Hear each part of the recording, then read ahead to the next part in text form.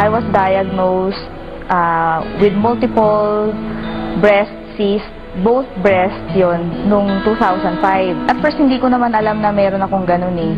Meron akong bukol. Tapos, nung naramdaman ko na lang siya, kasi meron akong hormonal imbalance, naramdaman ko na lang na hindi na ako makaligo, na yung tabo yung gamit ko. Hindi ko na siya mabuhat, nahihirapan na ako magsuklay. Tapos nung nagbaback pain na ako, meron na akong pain sa ganito, pero hindi ko pinapansin. Nung nakalipas na 1 buwan, hindi pa rin nawawala, nahihirapan na ako. Doon ako nagsabi doon sa mother ko kasi umiiyak na ako talaga sa pain. So nagpa-ultrasound ako. Na-find out doon sa first ultrasound ko na maliit lang yung bukol. Pero nagtataka yung mga doktor kung bakit daw nagpipain ako, ang liit-liit lang ng bukol. Na-find out namin na meron palang multiple pala sa both breast, na ang dami-dami niya. Tapos nakita ko na nagkapa ako, na talagang malaki na siya, matigas, hindi nagmo-move yung bukol. So doon ako nag-isip.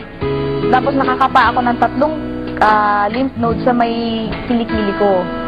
No, nung napag-isip-isip ko, nag-research ako ngayon. Sabi ko, bakit ganito? Yung nafe-feel ko, sabi ko, hindi nakatulad nung dati na, mas lumala yung pain eh. Hindi ko na siya, matiis. Nagpatingin ako ulit doon sa doktor. Sabi niya, nasa stage 1 to, sabi niya ganyan.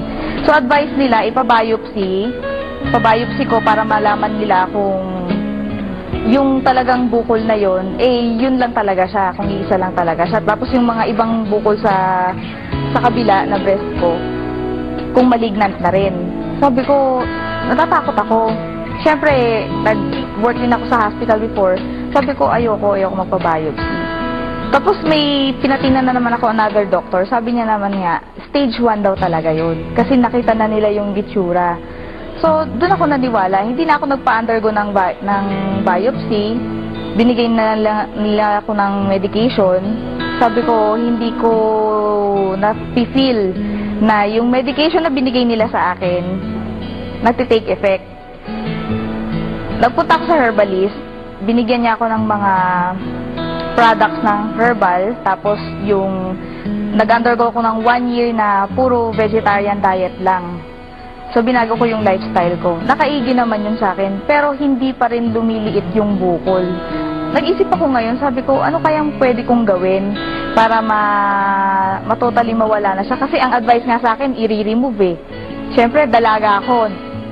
Nakakaano naman yun, wala kang breast, kadalaga mong tao, di ba? Yun, frustrating sa, nakaka-depress, nakaka-frustrate. So, nung dumating sa time na nag-research na ako, nag-internet ako kung ano bang pwede kong kainin. So, ang dami ko nakita.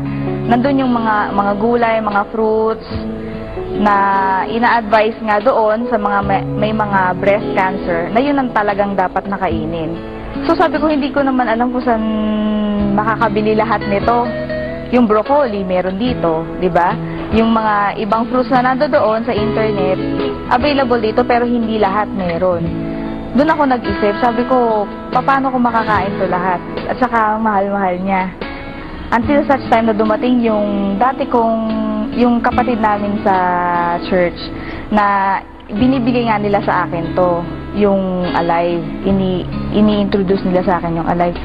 Nung una, skeptic talaga ako. Tapos, nung pinakita nila sa akin yung pinaka-literature, doon ako nagulat. Kasi lahat ng ni-research ko sa internet na dapat makainin, nandoon lahat.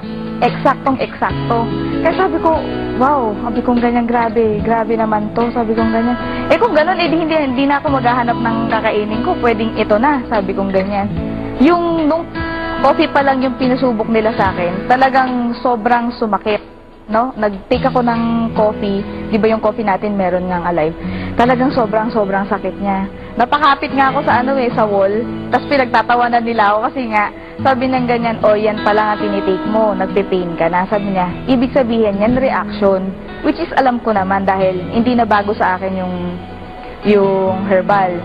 Nung nag-take na ako ng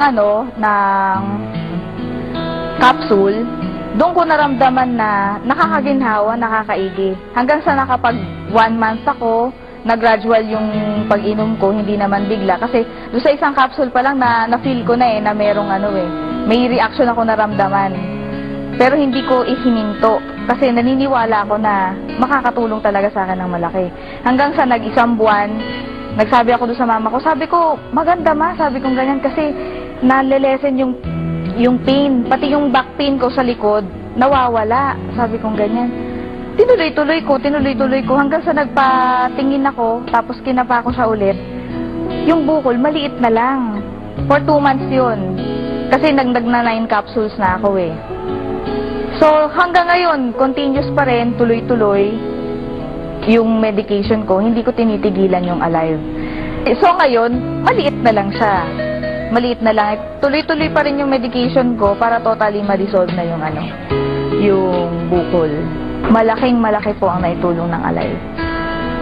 Sobra.